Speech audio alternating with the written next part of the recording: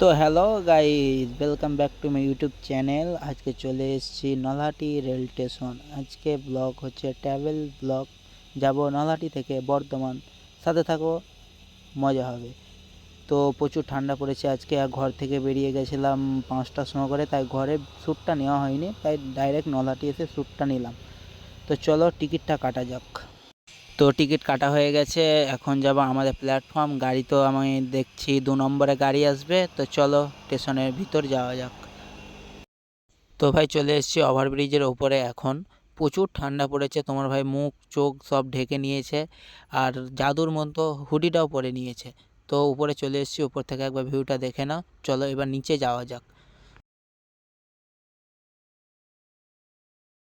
তো দাদারা ঘাড়ে ব্যাগ নিয়ে চলে এলো মুম্বাই থেকে, মনে হচ্ছে গাড়ি ঢুকেছিল এখনই। থেকে ছেড়ে হাওড়া যাবার গাড়ি 1 নম্বর প্ল্যাটফর্মে। তো অ্যাপে দেখাচ্ছিল গাড়ি ঢুকবে 2 নম্বরে, তাই অ্যানাউন্স করে দিল কি গাড়ি ঢুকবে 1 নম্বরে। তাই এবার আমাকে ওই পারে যেতে হবে, সবকে লুকিয়ে যেতে হবে, কেন ওভারব্রিজের ওপর দিয়ে যাব না। আর আমার কাছে টাকা নাই, যদি ফাইন মেরে দেয় রে চলে যাবে 500 টাকা। কিছু করার নেই, আমি ভিডিও অফ করে ওই পারে যাচ্ছি। তো পুলিশের চোখে ফাঁকি দিয়ে তোমার ভাই বাঁদরের মতো চলে এসছে এই পারে, আর অ্যানাউন্স হয়ে গেল গাড়িও চলে এসছে। তো হাওড়া ইন্টারসিটি এক্সপ্রেস চলে এসছে প্ল্যাটফর্মে।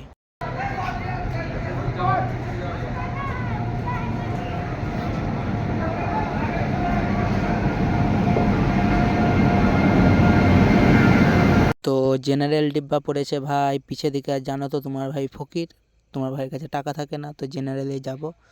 তার মানে আমি একলাই ফকিরে বানাই, এরাও ফকির। দেখো কতজন যাচ্ছে আগে আগে সব জেনারেল ডিব্বাতে চাপার জন্য, তো এদের পেছে পেছে আমিও চললাম। তো জেনারেল ডিব্বার কাছে চলে এসেছি, এবার উপরে উঠে যাব।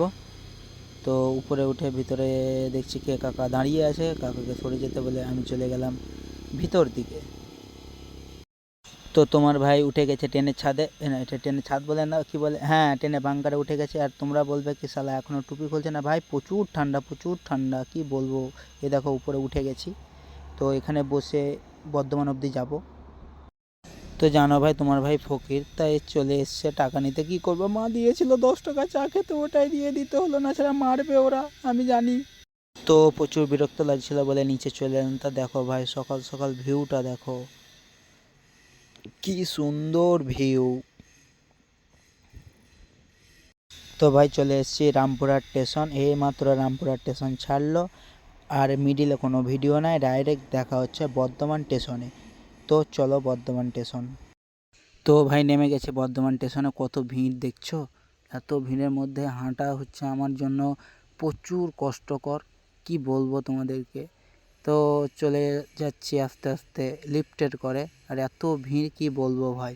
তো দেখতে পাচ্ছ ভাই লিফটের কাছে কত লোক আছে, আর প্রচুর ভিড়। এই লিফটের উপর দিয়ে যেতে হবে, না ঘুরে অনেক দূর দিয়ে যেতে হবে। তো লিফটের উপর চেপে গেছি আমি, এদের পিছু পিছু আমিও চেপে গেছি। তো এবার উপরের দিকে যাচ্ছি, চলো উপর যাওয়া যাক।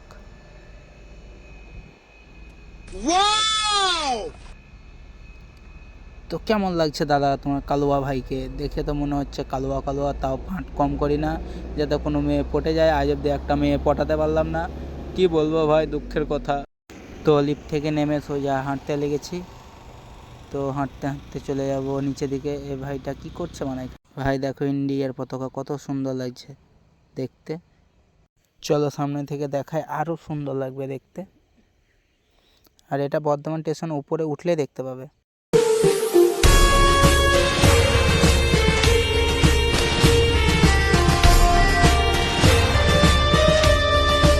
তো ঝান্ডাকে সালাম করে চলে যাব আগের দিকে, কেন আমার কাছে টাইম নাই, আমাকে অনেক দূর যেতে হবে।